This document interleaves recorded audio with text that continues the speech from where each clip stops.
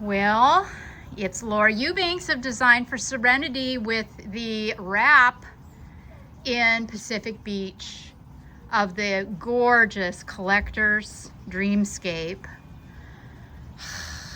See, this garden went in originally 9 years ago, and it has just been so magnificent to partner with my clients on the evolution of this space.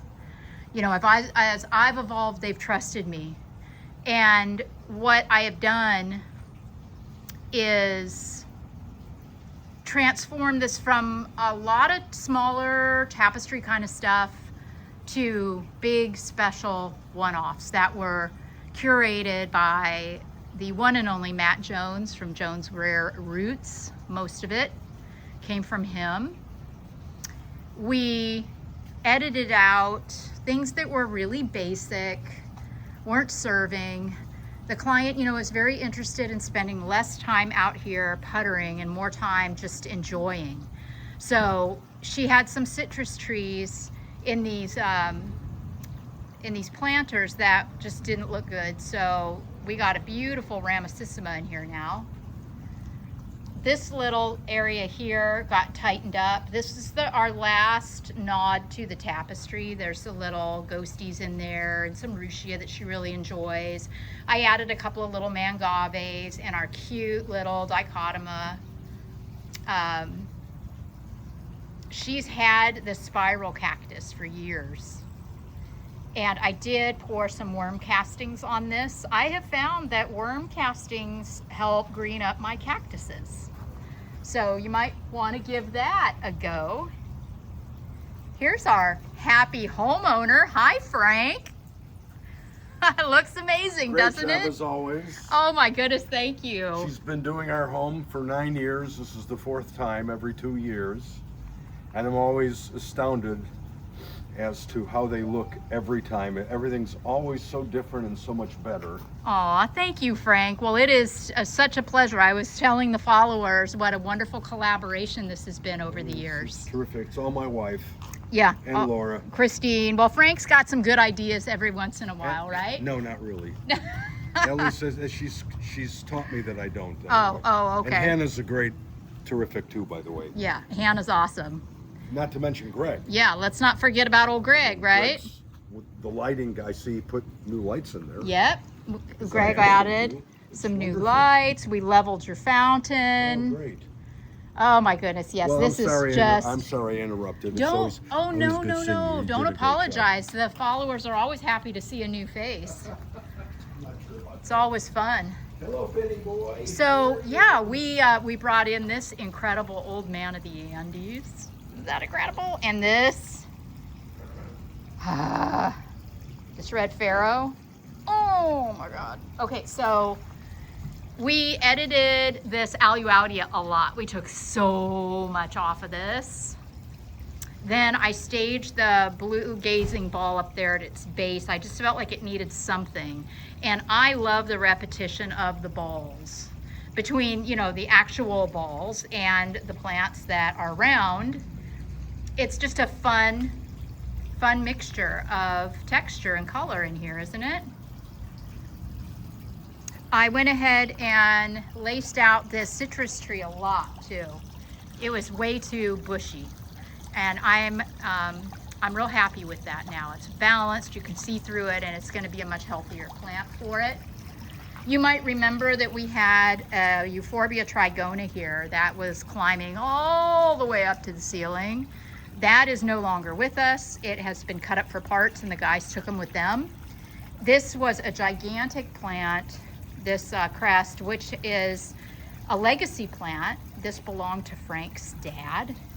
So we took beautiful pieces and potted the nicest one here. And then we also added another piece way over there in the corner underneath the Bainsii.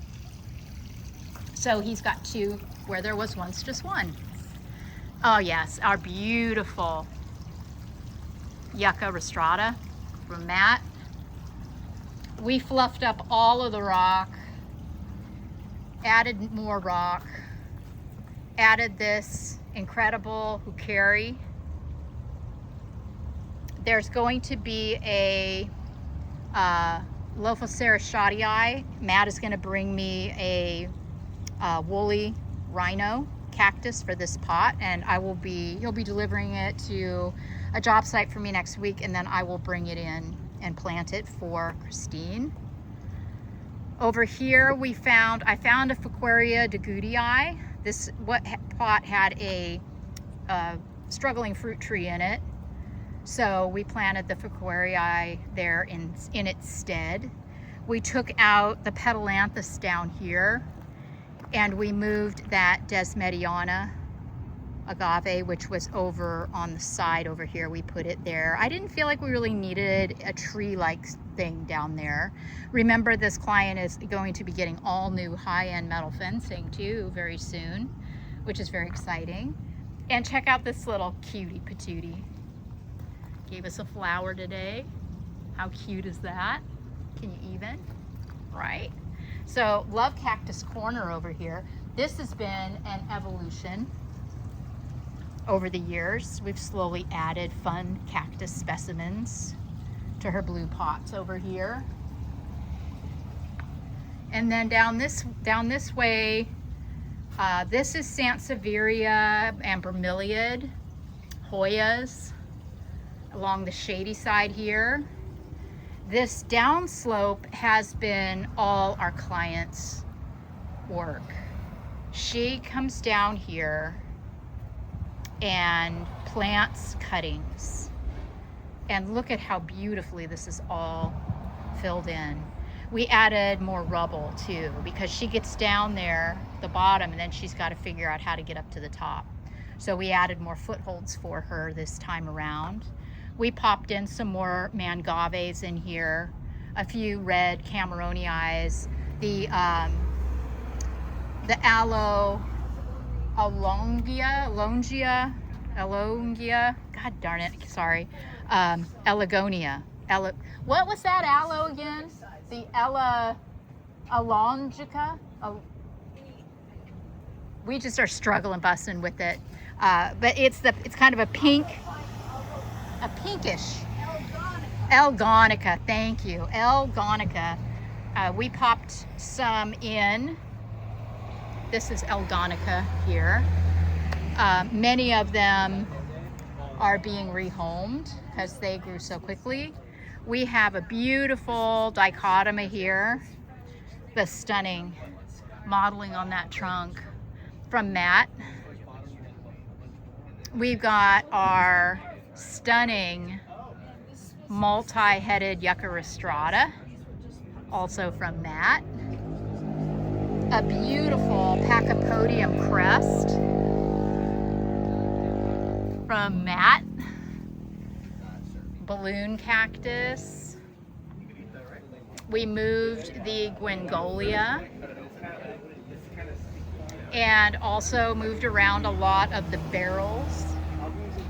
Over here, I tightened this area up a lot. I moved some plants around. I thinned some things out. Brought in fresh rock, added the balls, brought in a couple of new potted plants. This euphorbia here was in the back. This is a pretty shady area in the yard too. And this is a little Pachypodium. We put this in a larger pot, and then the Quichocon I moved over here too. Then I'll give you the perspective from down here. I didn't show you this in the initial walkthrough. We have this wonderful gabion wall that was installed a few years ago. And then we did a little mini barrel colony here. Then there's the gabion, and then more rubble. And then you can see the upslope.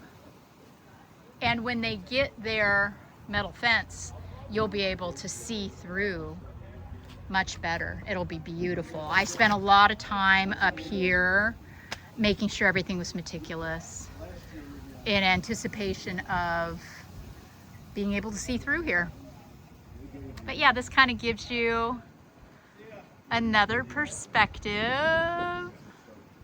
These massive alobansias, which I planted 9 years ago as like 15 gallons. So yeah, that's it. It's a wrap. It's been a lot of fun as always. Look at this Straussy eye. So cute. And next week we will be in Leucadia on a really cool install. So stay tuned. I hope that this has inspired you all to get out in your own yards and make some of your own magic. Bye guys.